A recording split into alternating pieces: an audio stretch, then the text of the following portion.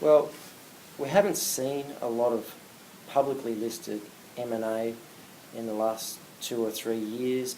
Boards have been relatively conservative with their capital. They've been returning it in the form of higher dividends or doing share buybacks. But now they're poised to have a large amount of... Some industries have built up large sort of war chests. I'm talking in finance in particular, and they're going to look to deploy that. So the perennial favourite in the small cap market for acquiring things in the finance sector is IOOF. IFL is the ticker code, and they've got a almost 10% position in Equity Trustees. And interestingly, I was running the numbers this morning, and based on what they typically do, they can take $9 to $10 million of costs out of a business that is generating $12 million of profit currently. And that's a big uplift in earnings if they were able to achieve that. So there's a reason that they've got 9 or 10% in this company, and it's not because they want to be friends.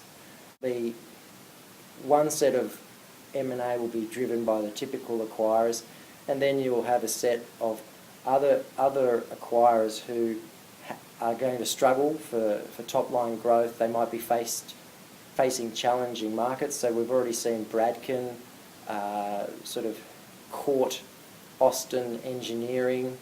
They're facing an increasingly challenged set of circumstances in their mining consumables businesses, and they think that by combining the two that could be somewhat of a panacea for that, and there's a transaction potential there.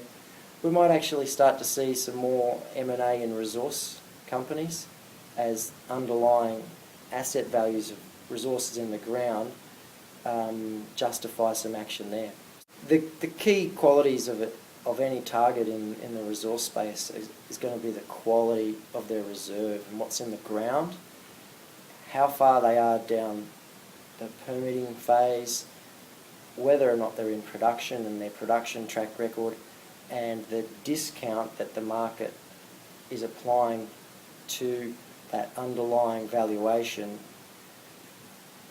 and the opportunity and willingness of management to potentially engage in. I think they're going to have to be friendlier transactions, because you might need some of the management expertise to stay around to run the operations.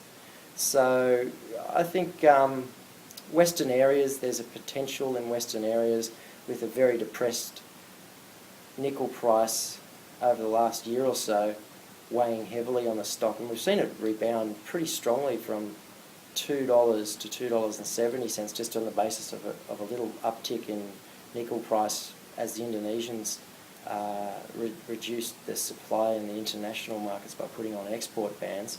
But just companies like that have got good quality assets, which have relatively low costs of production, but have been depressed as a result of external factors, and investors have turned away from them.